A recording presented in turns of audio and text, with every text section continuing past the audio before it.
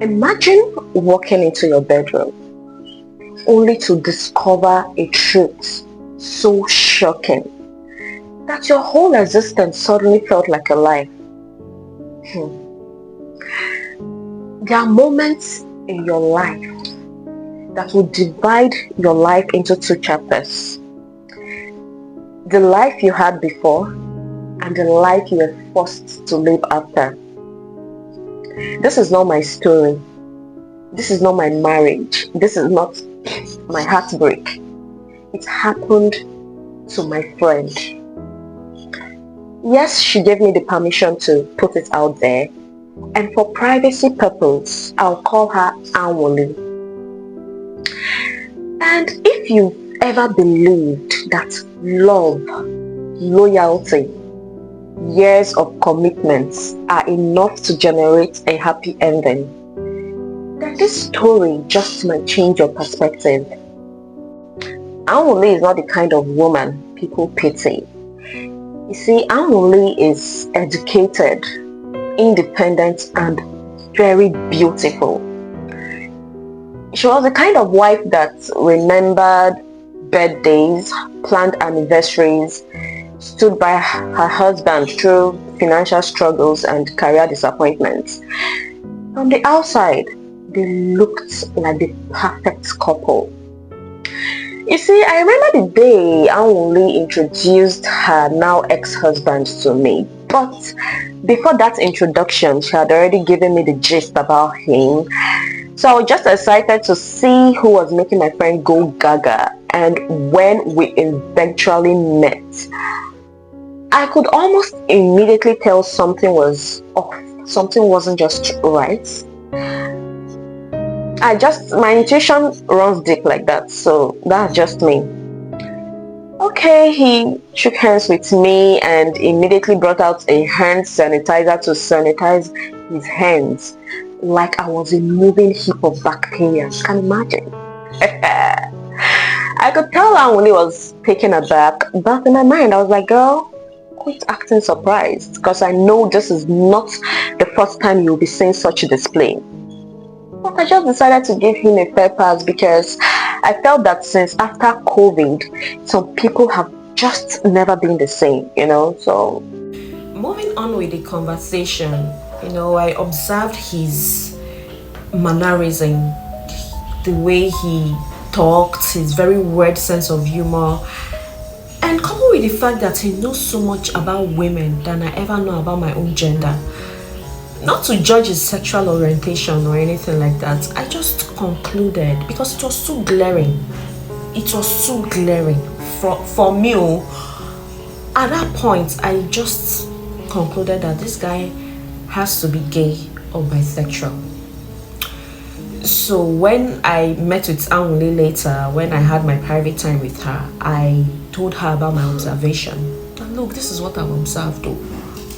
And she refuted sharply, saying no, that he's one of the most disciplined, honest, caring person that she has ever met with.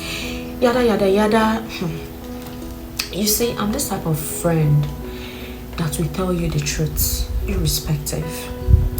I'm this type of friend that will say it as it is, because I have a very strong intuition. When I see things, when I observe things, be it relationship, be it people, just about anything, I always know.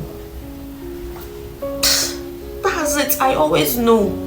If it's good, if it's bad, if it's nice, I just always have that thing about me. Okay, at that point I decided to tread carefully with my next question. So I proceeded to ask her if they've been intimate, and she started gushing about him, saying that no, and for the first time in her life that she has finally met with someone that is not just all for her body, that he's so disciplined, he's so this, he's so that. I was just looking at her in shock, like my mouth was opened, wide open. Have you all seen Anwoli? This girl's body is to die for. Even me, that I'm a woman, I admire her. I admire her deeply. Anwuli is curvaceous and voluptuous. Like, she's a signature of beauty. She's a moving work of art. You need to see Anwuli. Face card, check. Body, check. Brains, check. Like, this girl is a complete package. And there is no man, trust me, there is no man born of a woman that will see Anwuli and not try to.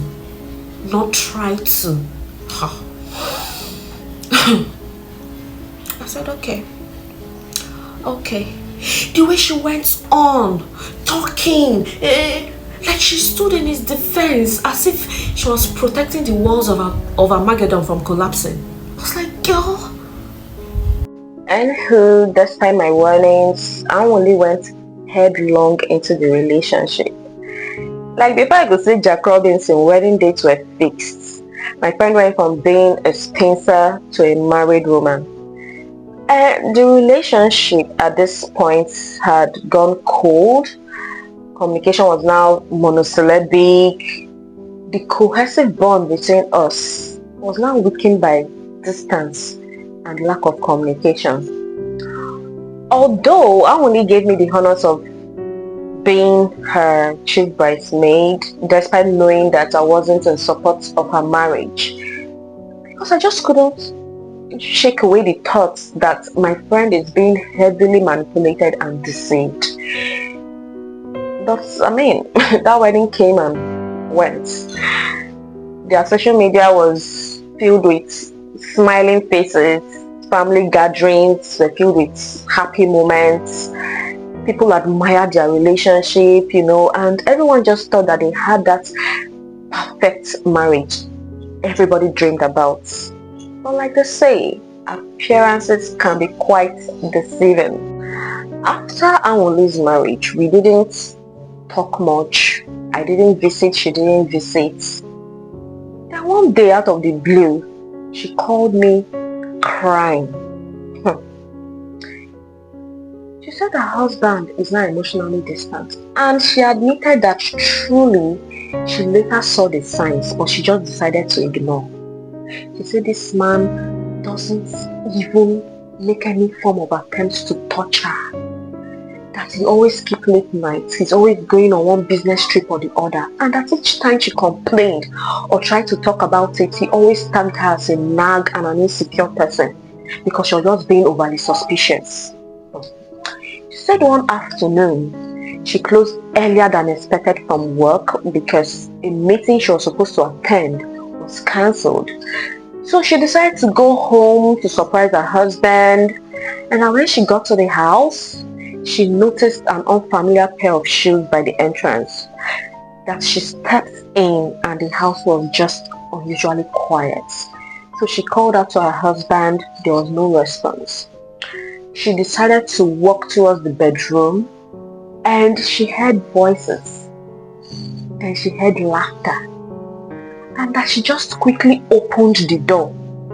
That in that single moment, everything she believed about her marriage came crashing down. Anwuli saw her husband stark naked in bed, like their matrimonial bed, with another man. She said no explanation whatsoever could erase what she had just said.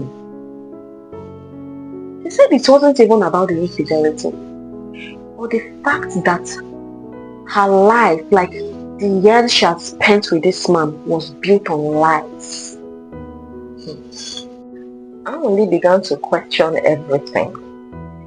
She asked if he was truly in love with her, or if he ever loved her, or if he got married to her because he wanted to, or because he was being pressured by family or society, or if she was just unknowingly part of someone's attempt to hide the truth.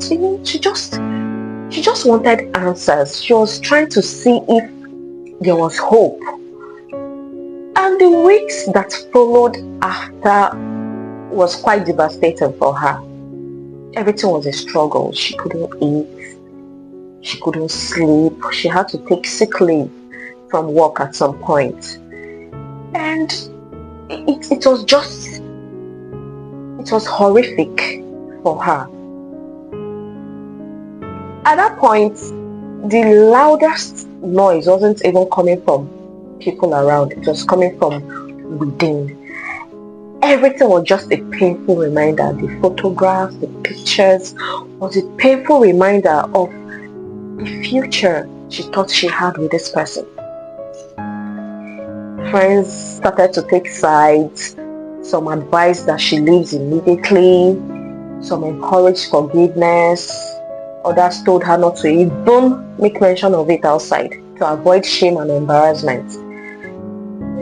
But she wasn't just even having any of it. All this period, like the time she was grieving, I was with her all through. And never for once did I judge her despite my warnings. And this realization plunged her into a state of depression. Because it was sorry, she was just in a perpetual state of disbelief. Eventually, her husband has admitted that he has been struggling for years with his sexuality, and that's all he did was just born out of fear. The fear of rejection, fear of disappointing his friends, his parents, and the fear of losing respect in a society where masculinity and marriage can be quite intense. It was terrible. It was terrible. She eventually filed for a divorce because she couldn't continue. She couldn't continue with the lies. She couldn't continue with the pretense. Yes, it's okay to, because of out of fear, you hide the truth, but it doesn't automatically erase the hurt, erase the pain caused when you string another person on incomplete honesty. It doesn't just take away all of that just because you were scared, because you couldn't talk about it, because you couldn't speak up.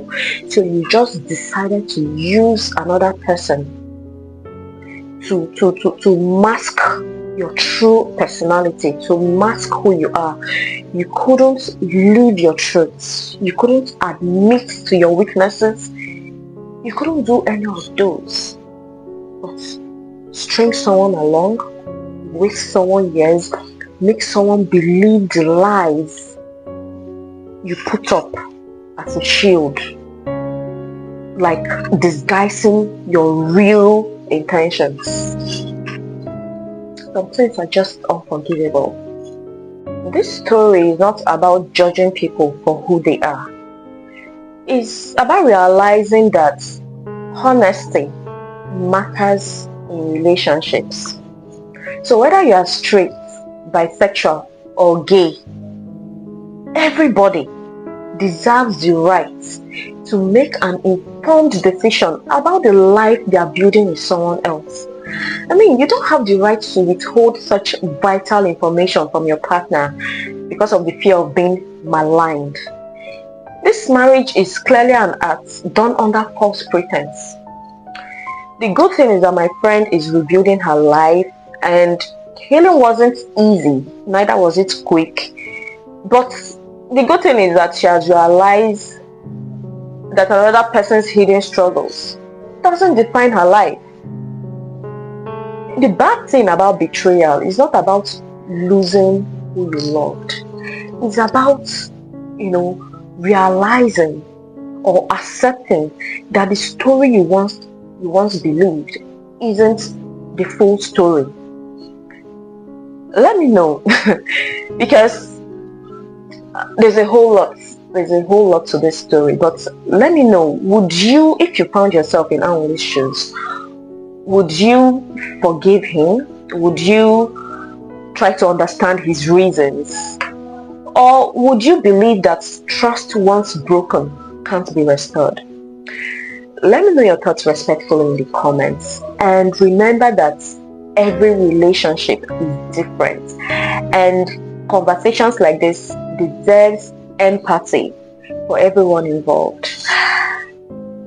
If you haven't subscribed, I don't know what you're waiting for. If you haven't liked, I don't know what you're waiting for. So please kindly like, share, subscribe. Until I come your way, remain blessed.